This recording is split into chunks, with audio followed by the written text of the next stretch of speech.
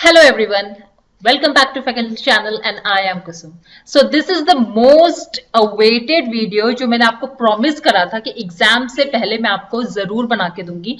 ये वीडियो पहले ना डालने का एक रीजन ये है because I never wanted you to give your examination based on these tricks only. I always wanted you people to study more. अब जितना concepts आपका clear होगा उतना आपके लिए easy हो जाएगा questions को solve करना. ये trick सिर्फ उन questions के लिए है जो आपको लग रहा है कि आप कहीं पर अटक रहे हैं उन questions में, right? So these are the tricks to solve MCQs for any exam. तो आप लोगों का उत्तराखंड एलटी का कल एग्जामिनेशन है तो मैं इसीलिए आज ये वीडियो लेके आई हूँ. So now I think we should start with the video, but before I start this I would like to request you all, those who are new to my channel, those who have not yet subscribed my channel, please subscribe it, share this video as much as you can so that everyone can benefit from this, and yes, like and comment if you liked it. तो comment जरूर करिएगा because I will really appreciate this thing that you are liking my videos. Okay, then without any delay, let's start the video. Now, first thing, very important, हम लोगों का क्या एक scenario होता है, हम लोगों की क्या थिंकिंग होती है. हम लोग जब भी हमारे सामने क्वेश्चन पेपर आता है, we start solving from question number 1 2 3 4, ऐसे हम 100 तक क्वेश्चन लेके चले जाते हैं, राइट? लेकिन हमारा क्या होता है, अब जैसे हम क्वेश्चन सॉल्व कर रहे हैं तो वहां पर हम किसी ना किसी क्वेश्चन में अटक जाते हैं, अटक गए. वहां पर जहां हम अटके तो हमारा क्या हो गया, that we will start solving the question. अब जहां हम सॉल्व करने लगते हैं, हमसे नहीं सॉल्व हो रहा तो हमारा ईगो सामने आ जाता है कि ये क्वेश्चन मैंने आता है, ये मुझसे सॉल्व क्यों नहीं हो रहा है. जहां ये ईगो हमारा सामने आया तो आप समझ लीजिए आपका टाइम वहां वेस्ट हो गया. तो इसीलिए हम सीक्वेंस को फॉलो ना करके हम क्वेश्चन पेपर को 3 स्टेजेस में अटेम्प्ट करेंगे. Now what are these stages? First stage हो जाएगा आप में जिसमें आप प्रॉपर क्वेश्चन पेपर को रीड करिए. अब बिकॉज आपके पास आपका जो क्वेश्चन पेपर होगा उत्तराखंड एलटी का वो 2 आवर्स का होगा और सिर्फ 100 क्वेश्चंस आने हैं आपके. Only 100 questions will be there. तो that means आपके पास 1 minute 20 सेकेंड हर एक क्वेश्चन के लिए है. ओके, आप पे सफिशियंट टाइम है तो आप सॉल्व कर सकते हो इसको. नाउ आप क्या करो, आप एक बार क्वेश्चन को रीड करो. जब आप रीड करते हो तो बहुत जो इजी क्वेश्चंस होते हैं आपको उसी समय क्लिक हो जाते हैं, बहुत ज्यादा उसमें समझना नहीं पड़ता है, सोचना नहीं पड़ता है, उनको आप उसी टाइम टिक करते रहो, राइट? जो आपको आ गए हैं. Now give a second sequence. Second stage comes जहां पर आपको अपना टाइम बढ़ाना है. यहां पर आपके वो क्वेश्चंस आएंगे जो आपने फर्स्ट उसमें देखे थे और आपको लग रहा था ये आपको आते हैं, लेकिन आप उस टाइम पे उसको सॉल्व नहीं कर रहे हो because it will take little bit more time for you to solve that. तो वहां पर अब सेकेंड वाली स्टेज में आप उन क्वेश्चंस को सॉल्व करो जो आपने पढ़े हैं, आपको लगता है ये आप सॉल्व कर सकते हो थोड़ा सा दिमाग लगा के, राइट? थर्ड स्टेज में आपके वो क्वेश्चंस आएंगे जो आपको बिल्कुल नहीं आते हैं लेकिन आपका टाइम बच गया है, तो आपको लगता है कि यस अगर टाइम बच गया तो मैं इन पे भी आप सोच सकते हैं, इसको भी थोड़ा सा एजुकेटेड गेसेस लगा के एजुकेटेड गेस लगा के आप इन्हें सॉल्व कर सकते हैं. नाउ अब बात आती है डिवाइड योर टाइम ड्यूरेशन. आप पे 2 आवर्स का टाइम है, अब आप इसको किस तरह डिवाइड करोगे इन 3 स्टेजेस में. फर्स्ट स्टेज में आपको मैंने बोला था पूरा क्वेश्चन पेपर रीड कर लीजिए जिसमें फर्स्ट क्वेश्चन आपको जो क्वेश्चंस आते हैं उनको टिक करते रहिए. तो आपको उसमें फैक्चुअल क्वेश्चंस जो एकदम से क्लिक हो जाते हैं, देखते ही आपको पता है इसका आंसर क्या है, उसमें आप अपने 2 आवर्स में से 20 मिनट्स या 25 मिनट्स से ज्यादा मत दीजिए, मैक्सिमम 20 to 25 मिनट्स. ओके, उसके बाद आपका आता है सेकेंड स्टेज जिसको आपको थोड़ा लंबा ड्यूरेशन देना है. लंबा बिकॉज इसमें आपको सोचना है, आपको वो क्वेश्चंस आते हैं, आपने पढ़े हैं, लेकिन आपको समझ नहीं आ रहा था उस टाइम पे कि इसमें क्या होगा या थोड़े सॉल्व करने पड़ेंगे आपको, कोड बेस्ड क्वेश्चंस जैसे. तो वहां पर आप इसमें ज्यादा टाइम दीजिए, अराउंड 40 to 40 मिनट्स 45 मिनट्स आप इसको दीजिए.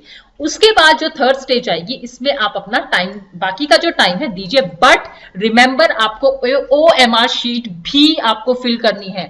तो आपके 100 क्वेश्चंस हैं तो आई थिंक मैक्सिमम 15 मिनट्स में आपने अगर क्वेश्चन पेपर में टिक कर दिया तो 15 मिनट्स में आप उसको आराम से कॉपी कर सकते हो अपने OMR शीट में.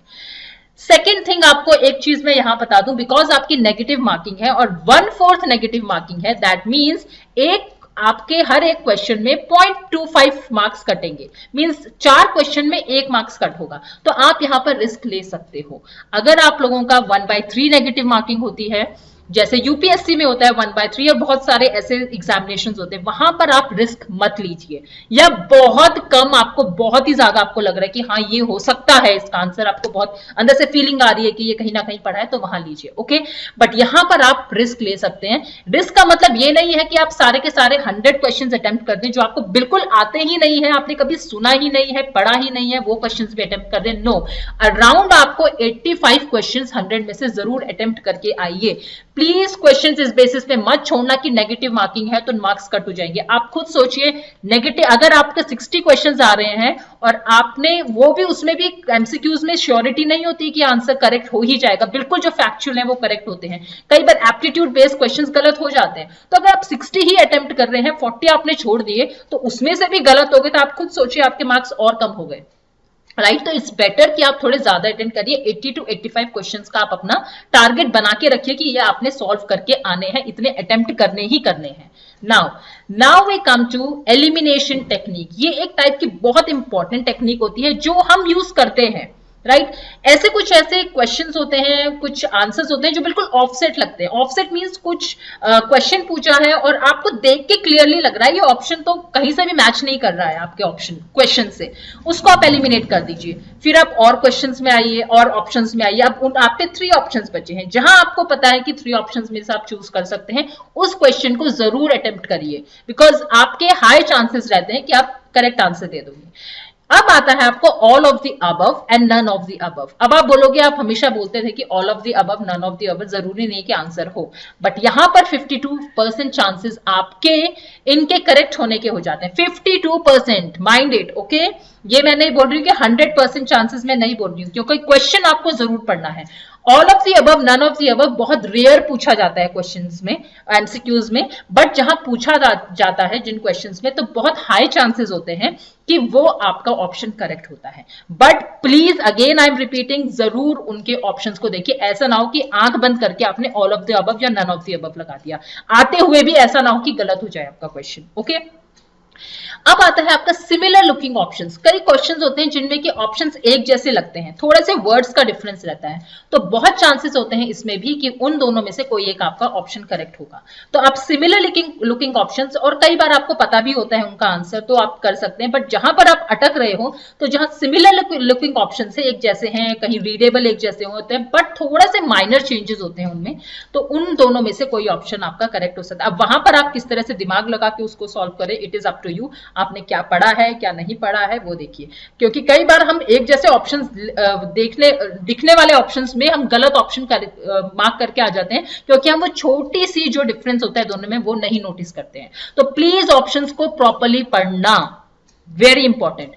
देन है कुछ होते हैं ऑपोजिट ऑप्शंस। यहां पर भी कुछ ऐसे होते हैं जो बिल्कुल ऑपोजिट ऑप्शंस होते हैं।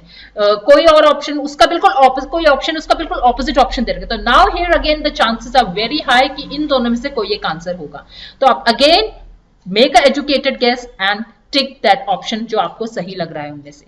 Okay, one more thing, please please please, मैंने जितने भी आपको एमसीक्यू सॉल्व कराए इनमें प्लीज नॉट पे जरूर ध्यान देना। नॉट हमारा पूरा गेम बिगाड़ देता है अगर हम इसे नहीं देखेंगे। तो जब भी आप, अगर क्वेश्चन पेपर जब भी आपके सामने आता है और आपके सामने ऐसा कोई क्वेश्चन है जिसमें नॉट लिखा है, एक्सेप्ट लिखा है, does not, I mean such kind of things are written there, तो उसमें आप जरूर पहले ही उसको सर्कल कर लो। सर्कल कर लोगे तो आपका क्वेश्चन पेपर में आपको याद रहेगा कि ये नॉट वाला क्वेश्चन है। बिकॉज हमारा माइंड, हम जब ऑप्शंस पढ़ने लगते हैं तो हम हमारे साथ ये होता है, मोस्ट ऑफ द टाइम हम पॉजिटिव ऑप्शंस की तरफ जाते हैं, लेकिन अगर नॉट है तो आप इमेजिन करिए क्या हो जाएगा।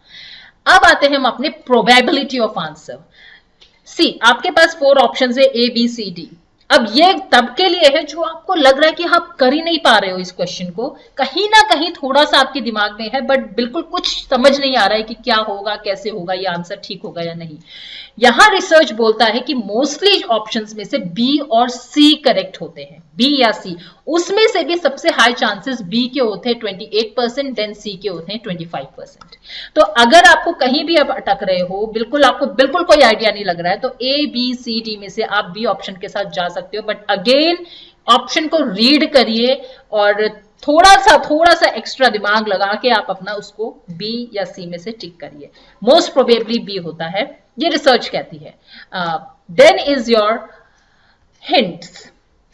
अब हिंट्स आप कैसे लो? हिंट्स मींस कई बार ऐसे होता है हम किसी क्वेश्चन में अटक जाते हैं, हमको कोई आंसर उसका सूझ नहीं रहा है, राइट?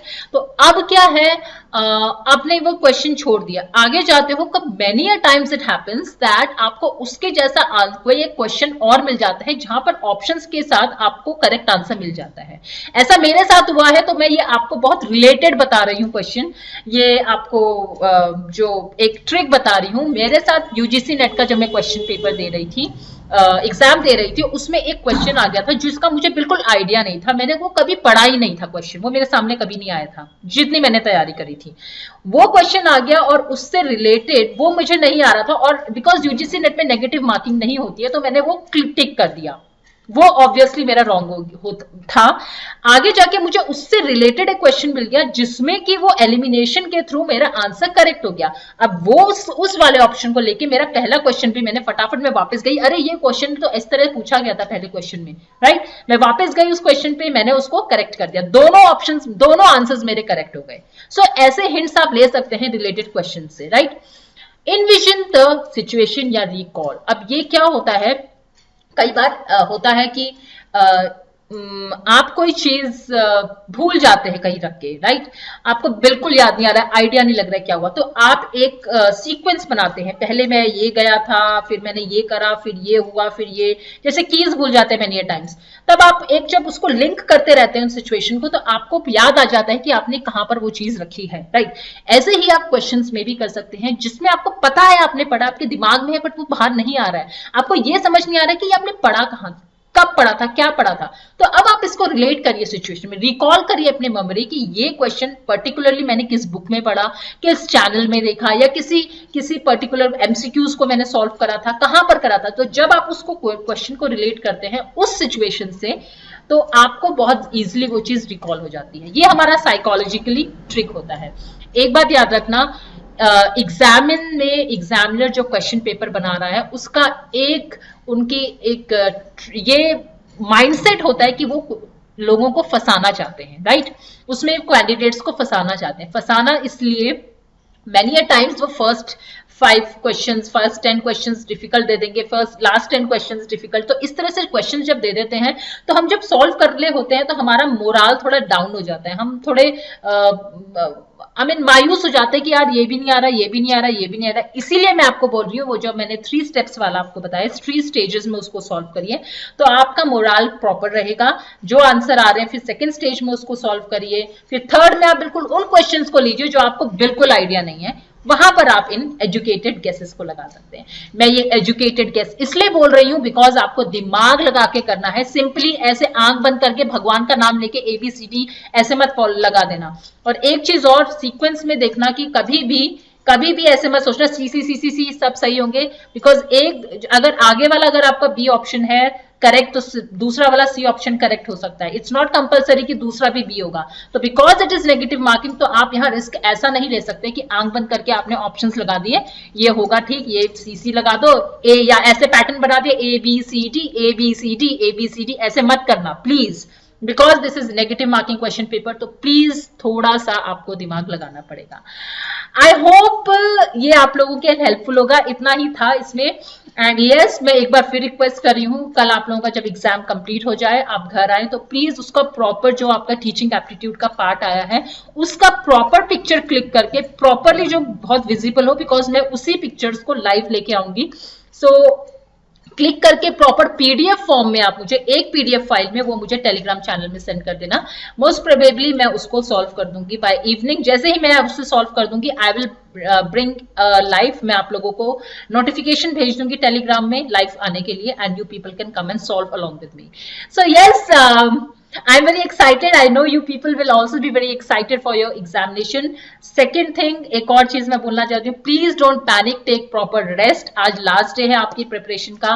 प्रिपरेशन नहीं बोलूंगी, थोड़ा रिलैक्स हो जाइए. जितना पढ़ा है उसको रिलैक्स, थोड़ा रिलैक्स हो जाइए, वो सब आपके दिमाग में रहेगा. रात को प्रॉपर स्लीप जरूर लेना, it is very important. Next day आपका माइंड फ्रेश रहेगा. Okay, and yes, so all the very best, and I wish you people really score very good marks and you crack this examination. Thank you very much, and all the best to you all. Take care everyone, and bye bye.